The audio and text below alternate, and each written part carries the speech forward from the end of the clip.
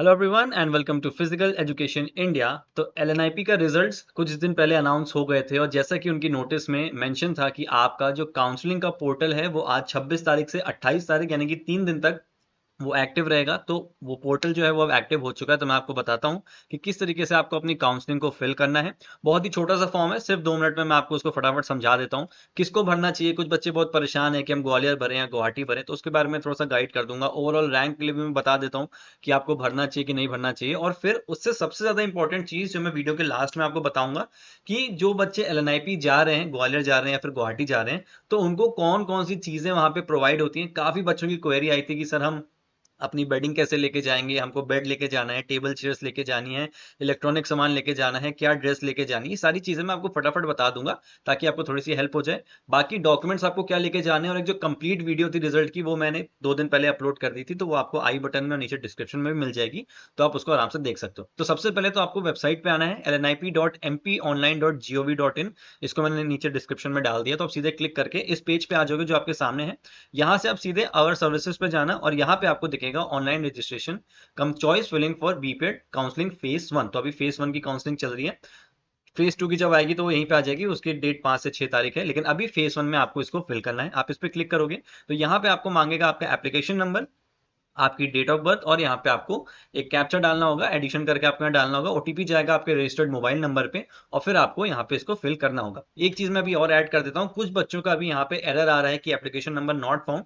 तो अभी आप देखो, मे बी सर्वर इश्यू हो सकता है क्योंकि अभी थोड़ी देर पहले ये स्टार्ट हुआ है। तो आप एटलीस्ट आज रात तक ट्राई करो। अगर कल मॉर्निंग 10 बजे तक आपका ये एक्टिव नहीं होता और आपका फॉर्म नहीं खुलता है तो आप तुरंत एलएनआईपी में कॉल करके अपनी प्रॉब्लम उनसे शेयर करना शुरू कर दो। देखो, आप हमको कमेंट करके बताओगे या हमारे मोबाइल नंबर पे बोलोगे तो हम यहाँ से कुछ नहीं कर सकते हैं। ये टेक्निकल इशू है जो कि सिर्फ एलएनआईपी की तरफ से सॉल्व हो सकता है या फिर जो एमपी ऑनलाइन की वेबसाइट है उनकी तरफ से हो सकता है। तो आप दोनों को अप्रोच कीजिए और उनको अपनी प्रॉब्लम बताइए, तो वो सॉल्यूशन आपको वहां से फटाफट मिल जाएगा। तो यहाँ पे आपको नंबर डालना है। ओटीपी डाल के जब आप लॉग इन करेंगे तो आपके सामने कुछ इस तरीके का पेज खुलेगा जहाँ पे आपके ऊपर डिटेल्स होंगी। मैंने थोड़ा सा ऊपर का जो पोर्शन है वो हाइड करके रखा है बच्चे की प्राइवेसी की वजह से। तो यहाँ पे देखो, अभी आपकी फोटो नॉट अवेलेबल लेके आ रहा है क्योंकि इसमें फोटो और सिग्नेचर आपको यहाँ पे अपलोड करनी है। ऊपर सारी आपकी बेसिक डिटेल्स हैं, जेंडर कैटेगरी वगैरह है। यहाँ पे आपका सारा rank, category rank, gender rank सब कुछ यहाँ मेंशन है, आप एक बार देख लेना। ये सारी चीजें एकदम ठीक होंगी। यहाँ पे आपको दिखेगा फोटो एंड सिग्नेचर का अपलोड करने का ऑप्शन। तो यहाँ पे आपको सबसे पहले अपनी फोटो अपलोड करनी है और अपना सिग्नेचर यहाँ पे ठीक तरीके से साफ सुथरा अपलोड कर देना है। फोटो ध्यान रखना कि साफ होनी चाहिए और सिग्नेचर भी आप क्लीन पेपर पे करके अच्छे से फोटो खींचना।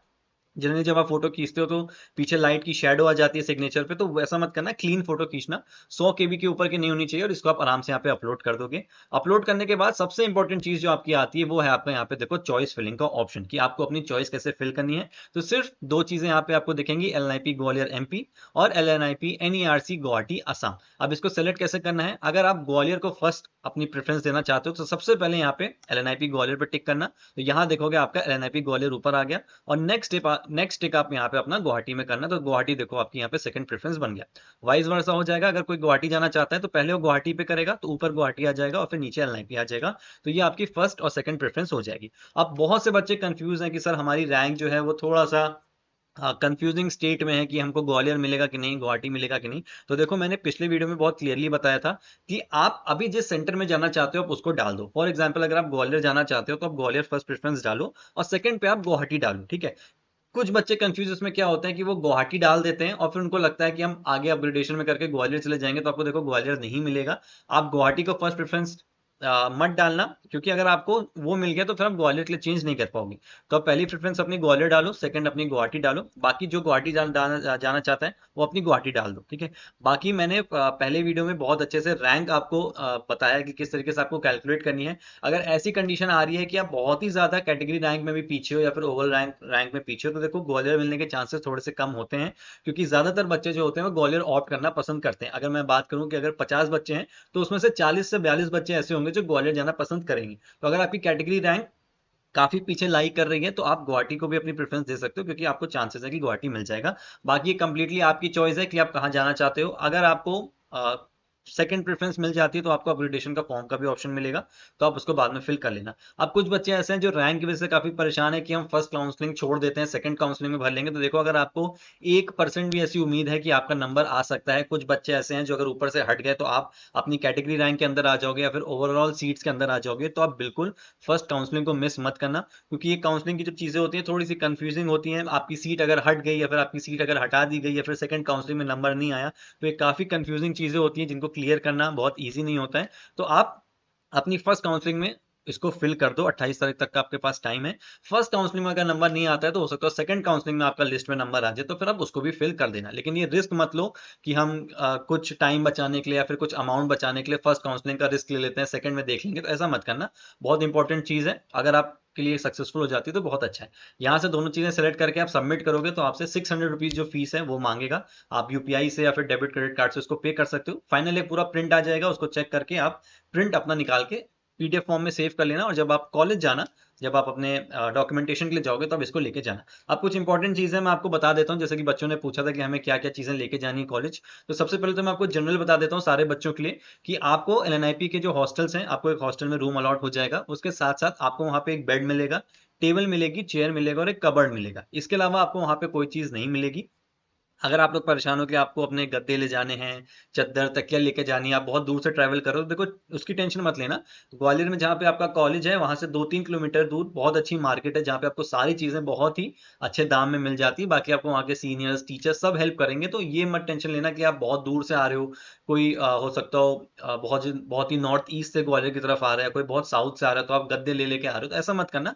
बहुत ही कम दाम में ये सारी चीजें आपको मिल जाएंगी। तो जो बेसिक चीजें होती हैं वो सब आपको वहाँ मिलेंगी, आप वहां से आराम से परचेज कर सकते हो। बाकी बेड, टेबल और चेयर और कबर्ड, चार चीजें तो आपको हॉस्टल में मिल जाएगा, तो ये सब आपको ले जाने की जरूरत नहीं है। इसके अलावा मैं इलेक्ट्रिकल की जो चीजें, काफी बच्चे पूछ रहे थे कि हम इलेक्ट्रिकल अप्लायंस ले जा सकते हैं, तो देखो मोबाइल फोन और चार्जर के अलावा आप अभी कुछ मत लेके जाना, क्योंकि वहां पे अलाउड नहीं है। आप अगर सोच रहे हो कि मैं प्रेस ले जाऊं या हीटर ले जाऊं, इलेक्ट्रिक केटल ले जाऊं, तो ये सारी चीजें अलाउड नहीं है वहां पे फिलहाल, तो आप ये सब चीजें लेके मत जाना।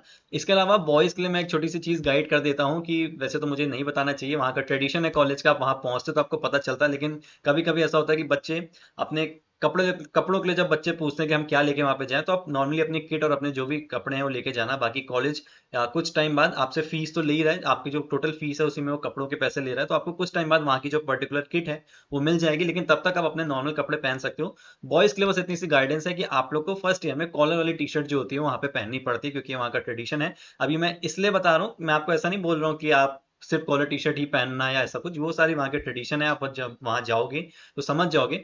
मेरा बताने का मोटिव सिर्फ इतना है कि ऐसा ना हो कि आप बहुत फैंसी कपड़े खरीद लो, बहुत महंगे महंगे कपड़े खरीद के चले जाओ, क्योंकि ये होता है हर साल, और फिर आप वहां जाते हो तो आपको पता चलता है कि हमें तो अभी कॉलर टी शर्ट्स ही पहननी है। तो ये थोड़ा सा जो नुकसान हो जाता है पैसों का, उसको बचाने के लिए मैं बता रहा हूँ कि आप एटलीस्ट 2-3 कॉलर टी शर्ट भी अपनी लेके जाना। बाकी आप जो लेके जाना चाहते हो आप जाओ, वहाँ की लाइफ को सीखो, वहाँ पे एडजस्ट करो, और फिर आप सारी चीजें कुछ 1-1.5 महीने में वहाँ पे समझ जाओगे। बाकी कोई भी अगर आपको डाउट है तो कमेंट कर सकते हो। फिर से मैं बता देता हूँ कि अगर आपका एप्लीकेशन फॉर्म नहीं खुल रहा है, कल सुबह तक भी नहीं खुलता है 9-10 बजे तक, तो आप एलएनआईपी को और एमपी ऑनलाइन को आप लोग कांटेक्ट करना शुरू करना और उस प्रॉब्लम को उनसे सॉल्व करना। Thank you so much for watching this video and stay safe.